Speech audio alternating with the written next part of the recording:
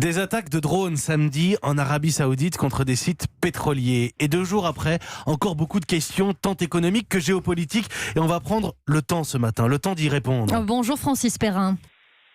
Bonjour. Vous êtes directeur de recherche à l'IRIS, l'Institut des Relations Internationales et Stratégiques. Vous êtes en ce moment d'ailleurs à Riyad. D'abord, la question des conséquences économiques de ces attaques. La production saoudienne étant réduite de moitié. Cette nuit, les cours du pétrole ont bondi de 10% sur les marchés asiatiques. Pour compenser, les États-Unis s'apprêtent à débloquer leurs réserves stratégiques. Est-ce qu'une augmentation des prix jusqu'à nous, à la pompe, est inéluctable ? Oui.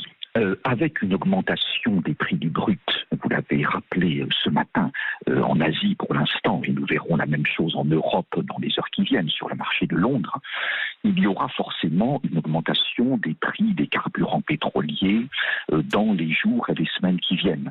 Plus 10% à peu près, c'est évidemment extrêmement important, et une telle importance est bien sûr liée à l'importance de ce qui s'est passé ce week-end.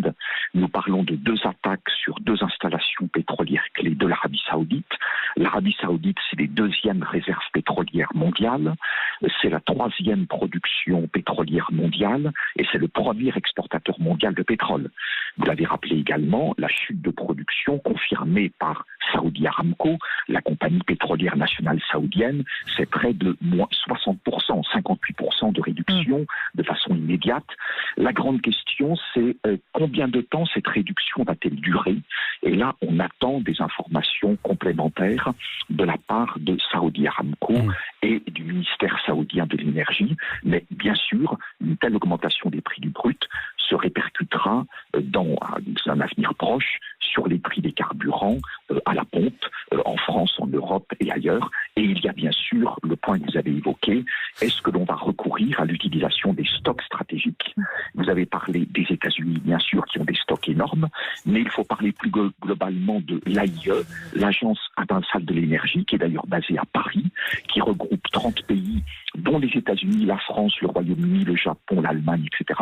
Et c'est l'AIE qui doit dire si oui ou non il y a situation de crise sur le marché pétrolier et si oui ou non les pays concernés peuvent utiliser leurs stocks stratégiques pour éviter une pénurie de pétrole et pour éviter une trop forte flambée des prix du pétrole. Et en parlant de Washington, Francis Perrin, on va rappeler que Donald Trump s'est dit prêt à riposter dans la nuit. Voilà pour les dernières informations sur ce dossier. Merci Francis Perrin, directeur de recherche à l'IRIS, d'avoir été notre invité en direct depuis l'Arabie Saoudite dans ce journal.